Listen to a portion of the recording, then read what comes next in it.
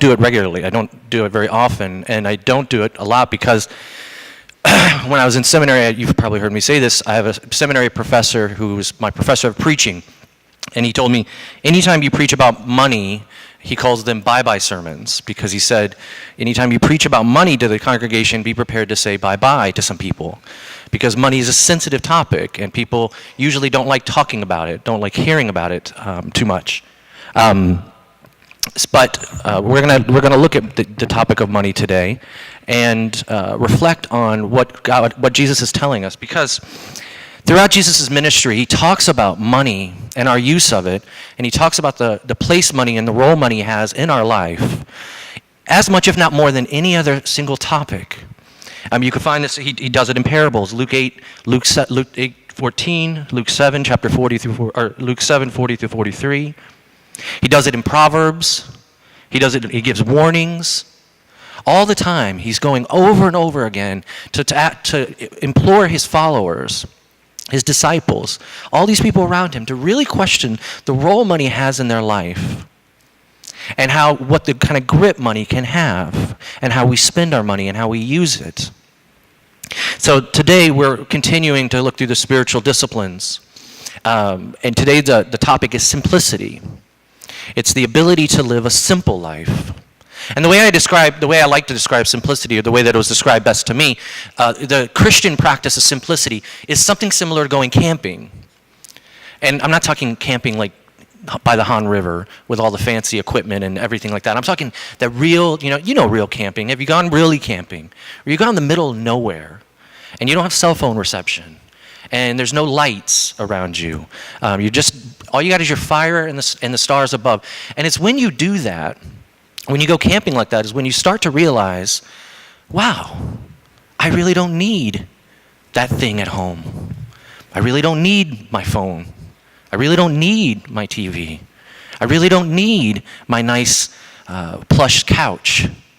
See, the Christian practice of simplicity is sort of like spiritual camping. It's being able to pare away the things in your life that have a grip on you.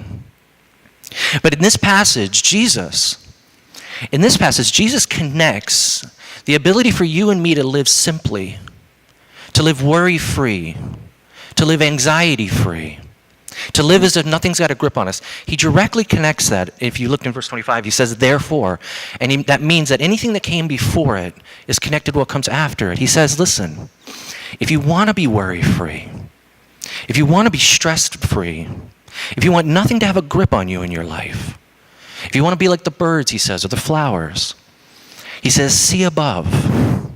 This whole diatribe about money, about treasure, about wealth. And he wants us to examine that. So I want to do that with us today, to examine the issues with money, the power to get freedom from it, and the power that you and I can start to live and practice this thing called simplicity, a spiritual camping, where spiritually we can pull off the things that hold us and bind us. And Jesus, like he normally does, gives us metaphors. He gives us pictures that we can hold on to help us understand the lesson he's trying to do. And there's three today that he gives us. He talks about the eye, he talks about the heart, and then lastly he talks about the birds. The eye, the heart, and the birds. First, the eye. If you read this, have you guys read this passage before? You're a little familiar with it, right? Don't you find it a little bit odd that Jesus is here talking about money and treasure and wealth, and then right in the middle, smack dab, he starts talking about the eye.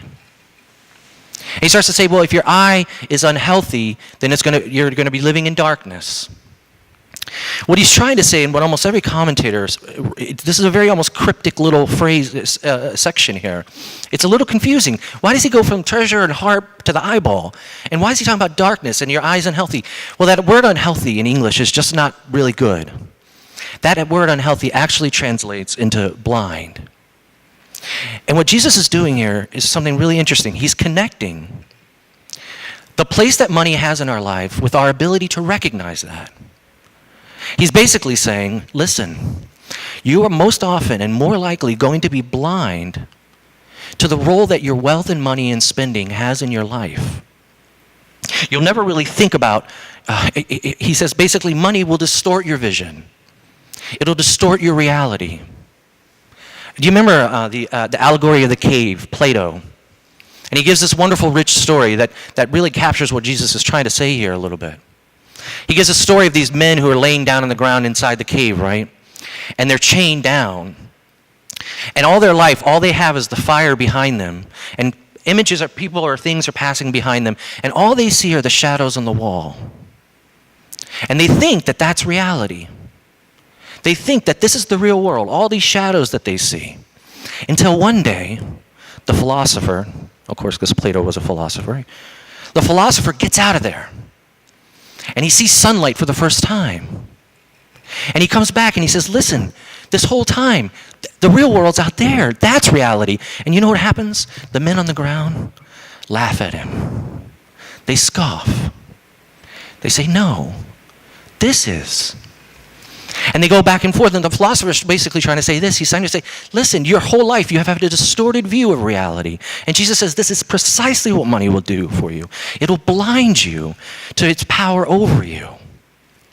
Your eyes will become unhealthy based upon where your treasures lie. The other way you can think about this is, our friend Gollum that I like to quote every once in a while. Good old Gollum. You remember him. Gollum in the ring, my precious, my precious. That's my Gollum impersonation. You get one impersonation a month, basically. Come back next month for another one. My precious. But what's interesting about Gollum in that entire trilogy, Gollum never, ever, ever, ever once says, I think I might have an issue with this powerful ring. I think I need to question the place that this ring has in my life and the way in which it's shaped and determined my choices and my priorities and value system. He never says that. Why? Because he's Gollum. He's blind. He's blind to the very thing that has the biggest power and grip over him. And Jesus wants to start off this message today by saying the same holds true for you and me. Let me give another example. I've been pastoring this church now for 3.5 years about. And we've had the ability to have a lot of people come through these doors. And sadly, many of them exit and they go on to different countries and different lives. Over the 3.5 years, I've had numerous counseling sessions with people. Numerous opportunities to hear people's hearts and hear what they're struggling with, to pray with them, to pray over them. And I'll tell you, I try to take mental notes and real notes too, so I remember things. In over 3.5 years, I've never once had anybody ever come to me and say, Pastor, I think I have a problem with money.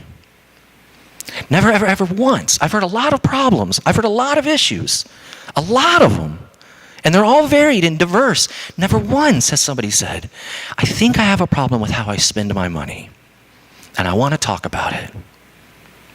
Jesus is saying here, listen, until you and I start to realize that we're most likely blind, until we get in touch with our inner Gollum, we'll never actually see or break free from this power. Simplicity, to live a simple life, to live a worry-free life, a pared-down life, will be almost impossible for us because we're blind to the very thing that captures us.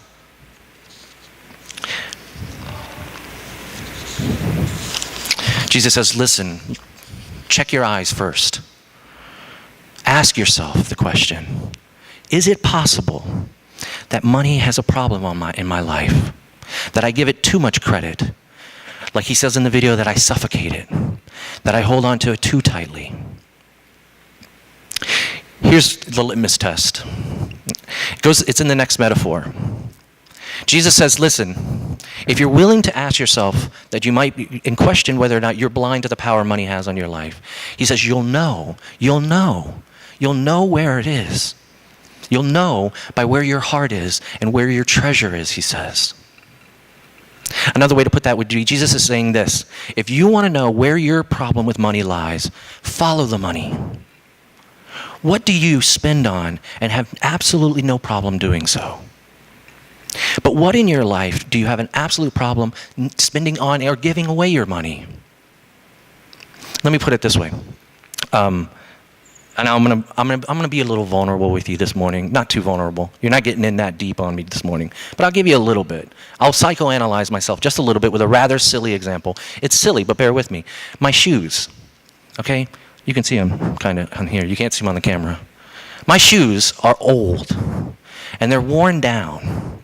There's like a little scuff marks all over the back. They've taken an odd sort of elfish shape of going upwards. You know how old shoes start to do that? They start to bend upwards. And I look at these old shoes every week when I come to church. And I know I need to buy new shoes. I know it. My wife gently reminds me, honey, go buy new shoes. You can afford to buy a new pair of shoes. And I see these shoes every week, these ratty, old, tattered shoes. And I never go buy them. I don't know why, but I have this phobia. I can't go buy new shoes. I hesitate to spend money on it. I rationalize and say, really? I mean, that's how much are shoes nowadays? I don't even know. I haven't bought shoes in years. I don't even know. $100 or so, US dollars. I can't bring myself to spend on that. And so what that shows me is that I don't really treasure my self-image that much. I'm not embarrassed to wear old ratty shoes or to call them out to you. That's not where my treasure is. But my treasure's somewhere else. Because if you ask me to buy or rent a movie, I got no problem. $6, done. $7, done. And you know what's going on there? Apart from the fact that I really, really like movies, movies to me are a chance in which I get to sit by myself. I get to sit in that famous chair that I told you about a couple months ago, and I get to relax, and I get to put my feet up, and it's me time, it's Aric time, and how dare anybody ever come into that area? It's for me, see? My treasure is me. Ultimately, my treasure, it's not lying in my self-image. I don't care about my shoes, but I care about my personal space. Another way you could put it, a pastor once said about this, he said when he started off pastoring a church, he had two young children and his wife who he had to support. And he was pastoring a very small church, and it was a very poor church, a very blue-collar town. And he says they went through a really hard financial time when he first started. You're not getting paid much. No, pastors don't get paid much anyway, but especially at a really small, old, church in the middle of America. And he said no matter how much money they had or didn't have, he said he never hesitated to buy books. He had an immense library. And I know what you're thinking. It's the same thing I thought. Oh, pastor, what a great sin. You like to read. You're being so vulnerable with us. Oh, great. You're a bookworm. And he said, but no. Do you know why I bought those books? He says, because I couldn't stand when somebody came up to me with a question and I didn't know the answer. And he said, if they came up to me with a topic that I wasn't knowledgeable about, I immediately went to the bookstore, no matter how little money we had in our bank account, and I would buy books so that I could appear knowledgeable to them. He said his treasure, what he easily spent money on, his treasure was the ability to look knowledgeable to other people, to put up the image that he knew everything. And he was incredibly smart. He is an intellectual guy. But he craved it, he said. He couldn't spend money on other things, but he could drop any bit of cash for a book at the bookstore or multiple books, even if it meant, he said, the detriment to his children and not being able to even buy them new clothes. But he would get his new books. See, Jesus says, where your treasure is, there's your heart. If you want to know, if you're going to be spiritually honest with yourself this morning, and if you want to get into simplicity, a simple life, you're going to have to first say, where is money in my life? Why can't I give money away? But then what do I turn around and spend so easily on? And it may look superficial, and it may look small, like buying movies or renting movies, but there's always something below the surface, Jesus says. He says you're putting your treasure in your heart. And if you put your heart and your treasure into something on this earth, in this time, now, something that can fade away from you, your image, your self-image to other people, the image you present, if you put your treasure in any of that, that will fade. That will go faulty. But he gives us a third metaphor. He says, listen, if you want to be simple, think about the birds. Think about the birds. Now you've heard me, if you've heard any of my messages, I'm critical of some animals.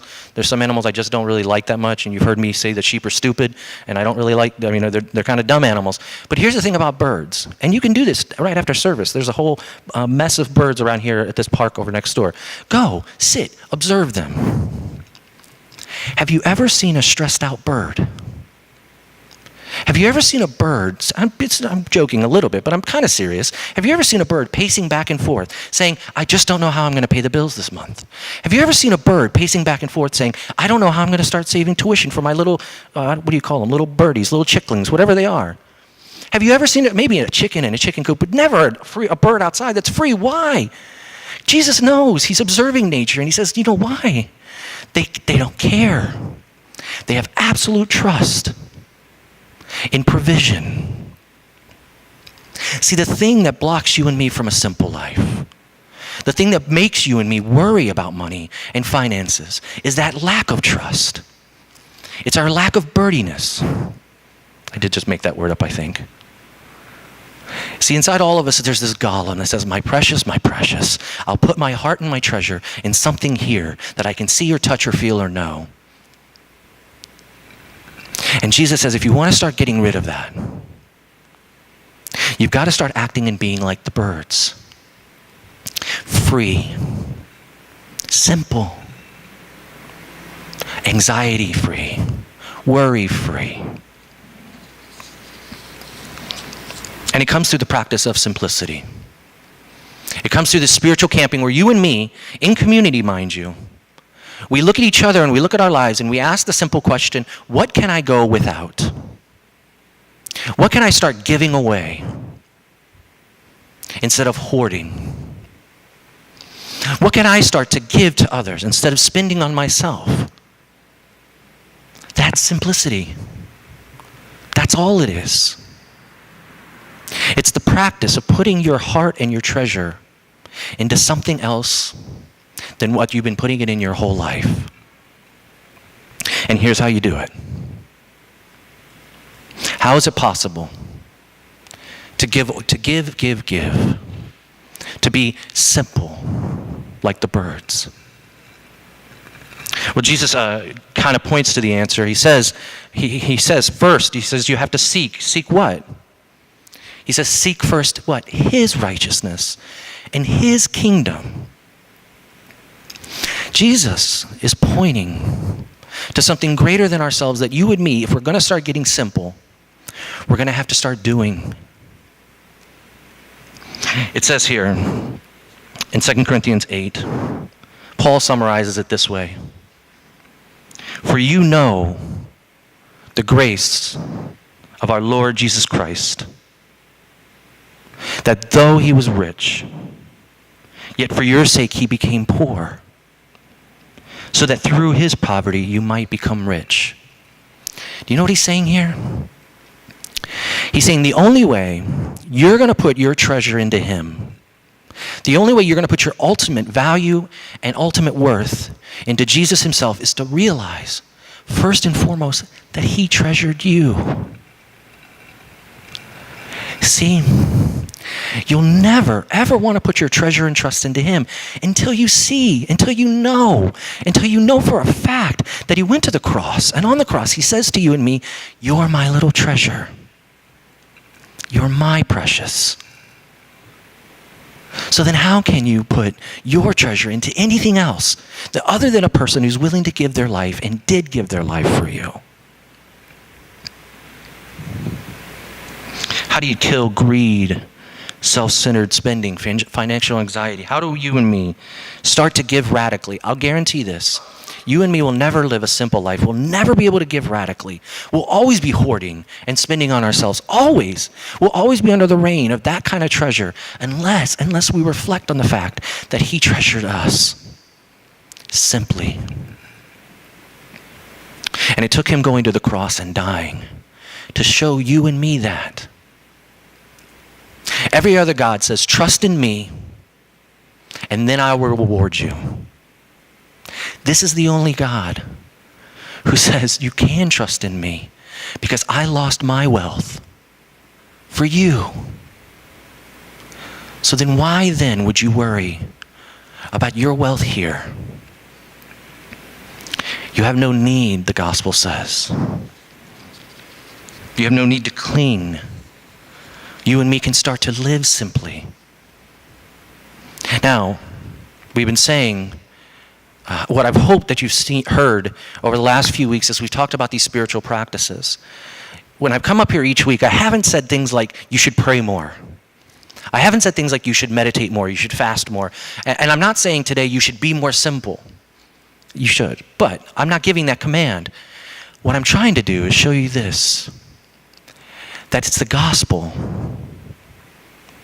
The gospel is that motivating factor for what makes you want to live a simple life. You need not hoard treasures here when you know that he treasured you enough to die for you. That's motivation. That's the inspiration to live simple. And the gospel is the only thing that's going to free you and me to do it. His grace for us. You have to press that into your heart. You're going to have to remind yourselves of that. And here's, you'll be able to sing this hymn, this old Shaker hymn. The Shakers knew quite a lot about simplicity. And Kaylee's going to play it for us in a second, in a little bit. And I want you to reflect on they're simple words. And the hymn says, "'Tis the gift to be simple. 'Tis the gift to be free. 'Tis the gift to come down where you ought to be. And when we find ourselves in the place just right, 'twill be in the valley of love and delight.